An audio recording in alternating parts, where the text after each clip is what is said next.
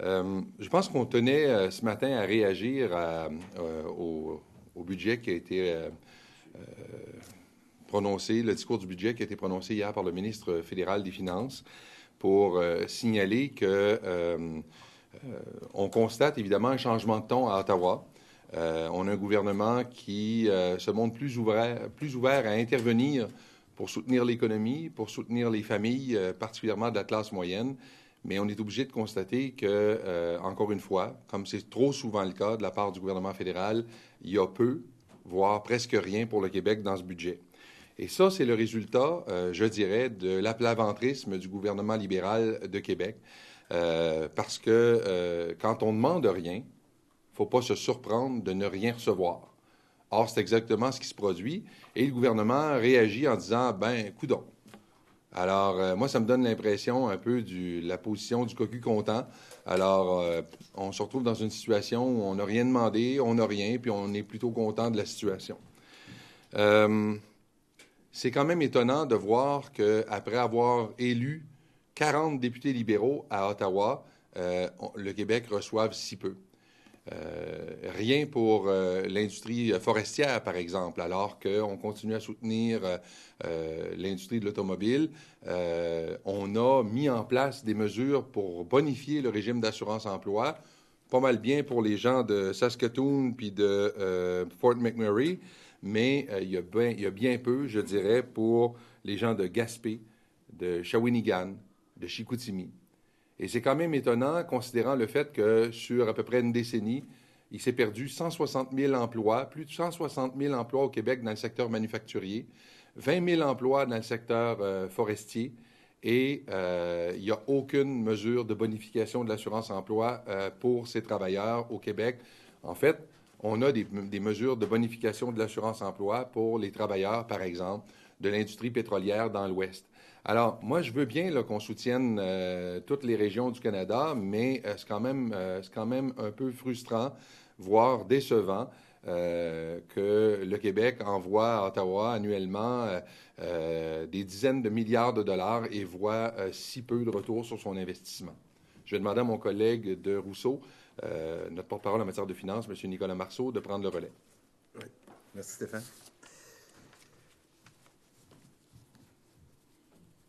Parlons un peu d'investissement en infrastructure, si vous permettez.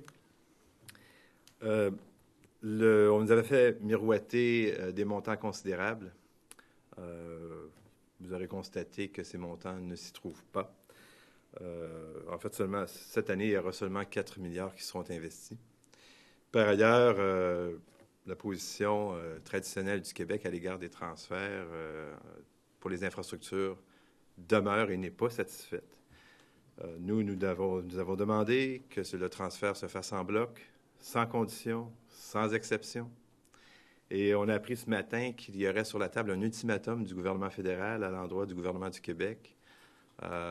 L'ultimatum disant que si dans 8 jours, une entente n'était pas intervenue, alors le gouvernement fédéral passera par-dessus la tête du gouvernement du Québec et versera des montants directement aux municipalités. Alors, c'est évidemment complètement et totalement inacceptable et nous exigeons que le gouvernement du Québec se dote d'une colonne vertébrale et maintienne cette position donc d'un transfert en bloc, sans condition et sans exception.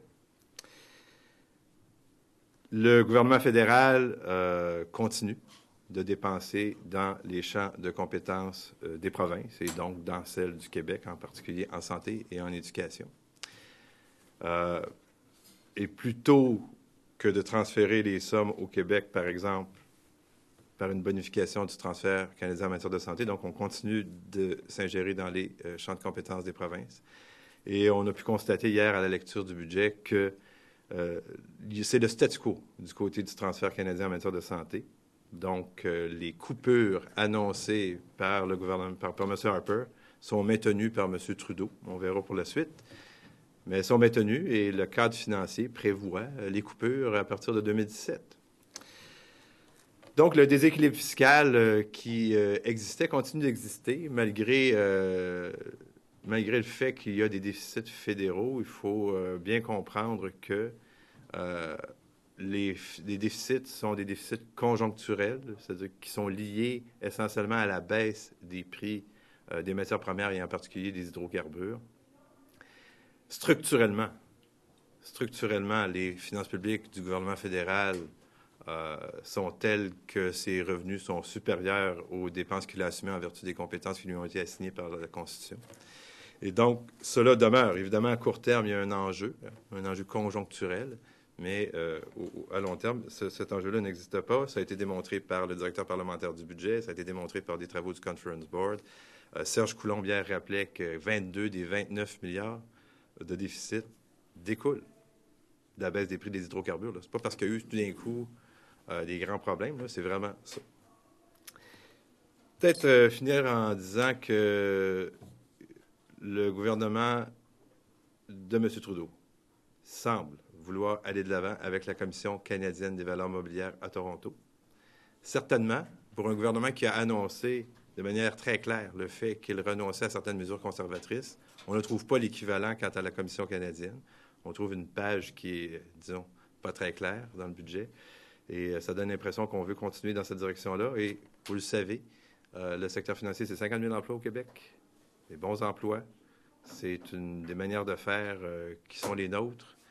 Le départ, enfin, la mise en place de cette commission canadienne aurait des impacts sur notre régulateur, sur l'Autorité des marchés financiers et à terme aurait des impacts sur le secteur financier québécois.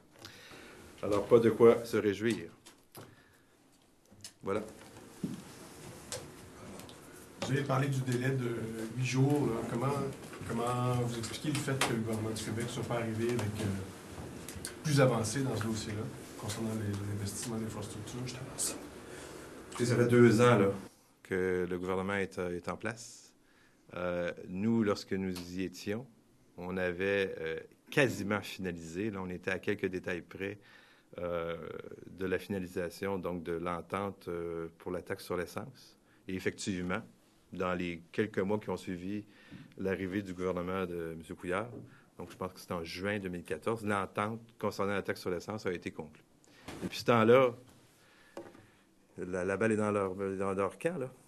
En fait, dans le camp des deux gouvernements, le gouvernement Harper à l'époque et Trudeau, puis de notre côté, le gouvernement Couillard. Et je suis forcé de constater qu'il y a quelqu'un qui négocie mal à quelque part, et j'ai l'impression que c'est notre gouvernement. Est-ce qu'il y a des risques que les fonds soient perdus? Non, le risque est plus de nature à un nouvel accroc au partage des compétences constitutionnelles. C'est-à-dire que le gouvernement fédéral, actuellement, semble vouloir profiter du mécontentement légitime des municipalités. Les municipalités, là, elles attendent ces montants-là depuis 2 ans et elles ont manifesté haut et fort, tant au gouvernement du Québec qu'au gouvernement fédéral, qu'elles s'attendaient à ce que ça débloque. Et là, le gouvernement fédéral se livre à un chantage éhonté à l'égard du gouvernement du Québec en disant, bien, ou bien vous concluez d'ici les 8 jours, on passe par-dessus votre tête puis on verse directement l'argent aux municipalités, contrevenant de ce faisant à la Constitution du Canada, à leur Constitution, et c'est totalement inacceptable. Vous avez parlé de cocu comptant, vous voulez extrapoler là-dessus? Ben, je vais simplement vous donner un autre exemple. Là. On n'a rien vu dans ce budget concernant une aide éventuelle à Bombardier. Et là, on se retrouve avec notre ministre des Transports qui dit d'emblée, ben, écoutez, si le gouvernement fédéral donne pas, contribue pas à Bombardier, c'est pas si grave que ça, on va s'arranger. Ben, tu sais, comme position de négociation, là, on aura vu mieux, là. Je pense que ça illustre bien ce que j'évoquais il y a quelques instants. Mais cinq années d'affilée de déficit, sans plan d'équilibre budgétaire, quel message t'envoie, M. Marceau, ça, de la part du gouvernement fédéral?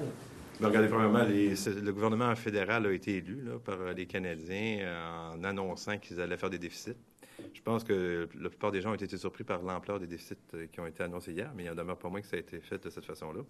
Cela étant, 2 choses peut-être à dire là-dessus. La première, je réitère que malgré les apparences, le phénomène des déficits est essentiellement conjoncturel. Là. Ça découle des prix des hydrocarbures qui sont plus faibles. structurellement le gouvernement canadien parce qu'il fournit peu de services et puis qu'il a beaucoup de revenus. 30 milliards de déficit cette année, l'an prochain. 30... Mais c'est parce que 30 milliards, c'est quoi?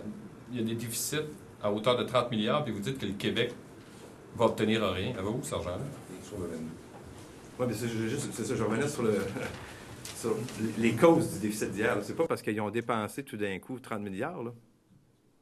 Le 30 milliards d'hier découle de ce que les revenus ont diminué de façon importante. Puis pourquoi ils ont diminué de façon importante? C'est parce que les prix des hydrocarbures et du pétrole, entre autres, ont baissé.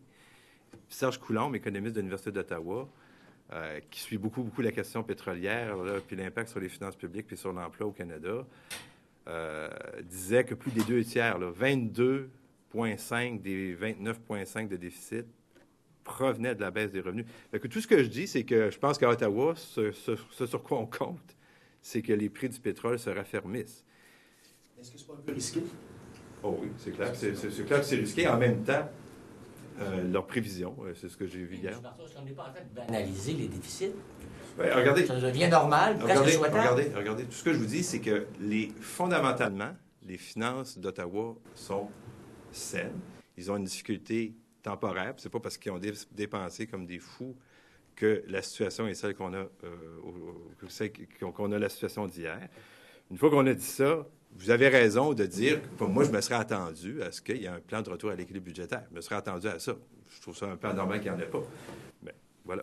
En fait, est-ce que le gouvernement fédéral est jovialiste? Le retour à l'équilibre budgétaire se résume finalement à allumer un lampion à Cathédrale d'Ottawa, puis ça s'arrête là, non? Est-ce que le gouvernement fédéral est jovialiste? Bon, en tout cas, écoutez, moi, je vous répète que je trouve ça anormal qu'il n'y ait pas de plan de retour à l'équilibre budgétaire. Cela étant, ça montre un peu aussi à quel point il y a 2 planètes différentes, il y a 2 galaxies. Au Québec, le gouvernement, on est en austérité, le gouvernement peine à équilibrer les finances publiques, les dépenses, les services à la population, on peine à les offrir, le fardeau fiscal du monde a augmenté, l'endettement a augmenté, bon. Ça, c'est le côté québécois. Puis de l'autre côté, on peut s'en permettre, là, on le voit bien, là, je pense que tout le monde l'aura constaté, on peut s'en permettre. Pourquoi? Parce que, je le répète, fondamentalement, structurellement, Ottawa a peu d'enjeux. Il n'offre pas de services à la population. C'est pas compliqué de rétablir les finances publiques à Ottawa, en comparaison, en tout cas, de la situation québécoise. Je pense que c'est important de rappeler, puis Nicolas, il faisait référence tout à l'heure, les études du directeur parlementaire du budget puis du Conference Board qui indiquent que d'ici 2050, le gouvernement fédéral devrait non seulement avoir réglé son problème de déficit, mais en grande partie le problème de la dette, et ce, en poussant presque à la faillite chacune des provinces du Canada. Alors, structurellement, là, il y a un problème dans cette fédération, c'est très clair. Il y a encore un déséquilibre fiscal, même si on s'en va sur 5 années de déficit. Absolument. Je pense qu'il faut regarder la forêt, il ne faut pas se coller le nez sur l'arbre. Je répète, les prix du pétrole sont ceux qui c'est ce qui explique essentiellement ce qu'on a vu hier. Moi, je pense que dans quelques années, ça va être un épisode oublié, mais que les vraies forces, les vraies pressions qui sont à l'œuvre dans la Fédération canadienne vont être encore présentes. Et ces vraies forces, c'est quoi? C'est les coûts de la santé qui augmentent toujours de façon très, très importante. Et c'est un partage des dépenses et des revenus par la Constitution qui favorise des finances publiques saines à Ottawa puis des difficultés financières dans les provinces. Ça va demeurer. Sur le plan d'infrastructure, on voit que la plupart des investissements seront annoncés dans une phase ultérieure du plan. Est-ce que ça vous déçoit? Parce que les unions des municipalités, la Fédération canadienne des municipalités semblent très satisfaites de ce qui a été annoncé hier. Bon, disons simplement que le stimulus que certains souhaitaient pour l'économie canadienne, est extrêmement modeste là, dans ce qu'on a vu hier. Maintenant, c'est le bon temps, je pense, d'investir plus. Vous savez, Ottawa dépense beaucoup moins que le Québec. Hein? On parle d'un ratio de 1 sur 10. Là. Alors, est-ce qu'Ottawa peut en faire plus pour les infrastructures? Puis est-ce que ça pourrait aider le Québec? Bien sûr. Et oui, je suis déçu de ce point de vue-là. Mais je suis encore plus mal à l'aise avec cette idée d'ultimatum, puis de vouloir imposer des conditions, puis qu'Ottawa se mette à choisir ce qu'on va faire au Québec. Ça n'appartient pas à Ottawa de décider de où on va mettre l'argent au Québec sur nos infrastructures. On voit ce que vous évoquez, là, à savoir que la part du lion au niveau des infrastructures va être versée par le fédéral un peu plus tard. Je pense que ça tente à démontrer qu'on est effectivement dans la situation du lampion allumé, puis on espère que la situation des finances publiques va s'améliorer, puis qu'on aura les revenus pour être en mesure d'investir davantage plus tard. On voit qu'Ottawa va quand même augmenter sa contribution jusqu'à 50 pour les projets les plus urgents au cours des 2-3 prochaines années. Est-ce que ça, c'est pas une bonne nouvelle? Vous avez souvent demandé qu'Ottawa verse plus que le tiers du financement des projets. Les conditions qui seront rattachées, si elles sont moins exigeantes que dans le passé, ce sera tant mieux. Mais il y a quand même un certain nombre de conditions de base. Nous, on veut que le Québec choisisse les projets. On veut que le Québec, que le financement soit en bloc, donc sans conditions, sans exception. Et ça, c'est vrai pour tout le monde. Maintenant, si à l'intérieur de ça, le fédéral est prêt, est-ce qu'en plus de ça, plutôt que d'être 50, enfin, il est prêt à monter jusqu'à 50 de son côté, évidemment, tant mieux. Tant mieux, ça relâche encore les conditions. Nous, on veut le moins de conditions possible, voire pas de conditions. Mr. Bergeron, does Quebec still need a gun registry? I think yes. We still need a gun registry.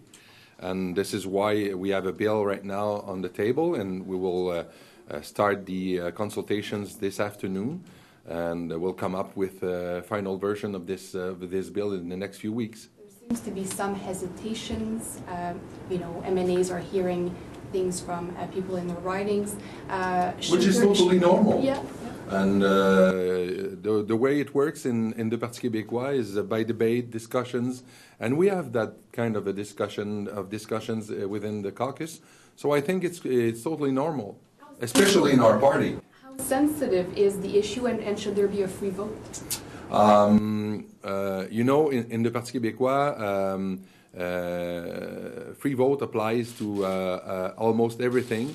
Except the things on which we have taken positions in the past, things that we have included in our electoral platform, in our program, and I must say that we have made an engagement on the gun registry in the past.